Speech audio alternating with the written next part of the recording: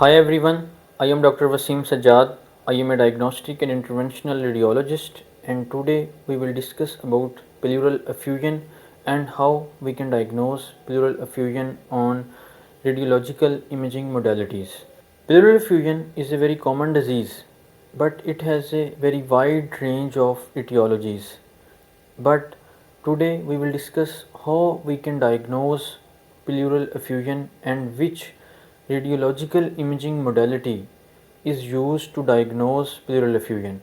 Commonly, when a patient with shortness of breath or chest pain comes to the physician, the first investigation which a physician orders is the chest x-ray. On chest X-ray, when we see blunting of CP angles, it is a first sign of pleural effusion, but it does not necessarily means that anything which is causing opacification on the chest X-ray or causing blunting of costophrenic angles is pleural effusion, but it is a first sign that it can be pleural effusion. So now here the challenge is how we differentiate that this opacity is due to pleural effusion or due to any other cause. To differentiate this, we order chest ultrasound. Chest ultrasound is the imaging modality of choice to diagnose pleural effusion, but chest ultrasound is not usually the first imaging modality which a physician orders to diagnose or to reach the diagnosis of pleural effusion.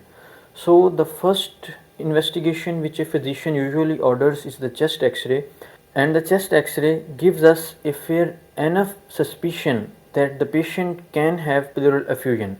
Now to confirm the diagnosis of pleural effusion, we order chest ultrasound, and on chest ultrasound, in case of pleural effusion, we see a hypoechoic collection inside the pleural cavity. So the here take home message for the physicians is to diagnose the pleural effusion, or when they are suspecting pleural effusion on a chest x-ray, the imaging modality of choice is chest ultrasound.